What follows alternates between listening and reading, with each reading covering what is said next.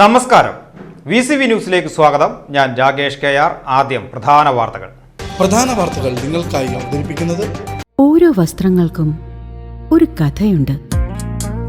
ആഘോഷത്തോളം വളർന്ന സ്വപ്നങ്ങളുടെ കഥ. Beauty silks. വാക്കുകൾ നിശബ്ദമാകുമ്പോൾ വസ്ത്രങ്ങൾ സംസാരിക്കട്ടെ.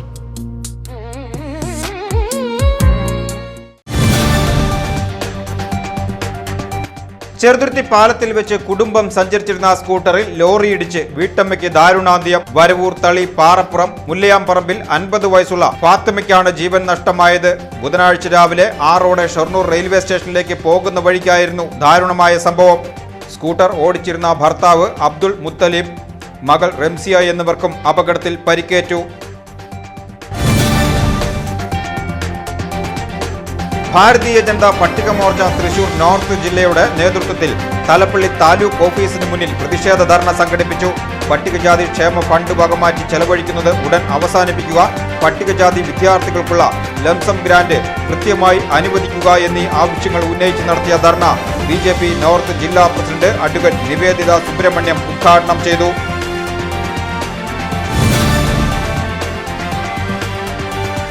വേലൂർ സർവീസ് സഹകരണ ബാങ്ക് പ്രസിഡന്റ് സുരേഷ് മമ്പറമ്പലിനെതിരെ അവിശ്വാസ പ്രമേയം അവതരിപ്പിക്കുവാനുള്ള നടപടികളുമായി മുന്നോട്ട് പോവുകയാണെന്നും 2 ഭരണസമിതി അംഗങ്ങളെ പുറത്താക്കാനായി പ്രസിഡന്റ് ഉന്നയിച്ച ആരോപണങ്ങൾ അടിസ്ഥാനരഹിതമാണെന്നും ഒരു വിഭാഗം ഭരണസമിതി അംഗങ്ങൾ.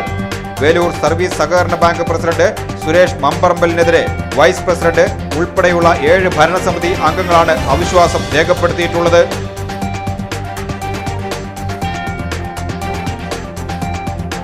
ഹെൽത്തി കേരള ക്യാമ്പയിന്റെ ഭാഗമായി മുണ്ടത്തിക്കോട് പ്രദേശത്തെ ഭക്ഷണശാലകളിൽ ആരോഗ്യവകുപ്പ് മിന്നൽ പരിശോധന നടത്തി. പഴകിയ ഭക്ഷണം പിടിച്ചെടുത്ത് നശിപ്പിച്ചു.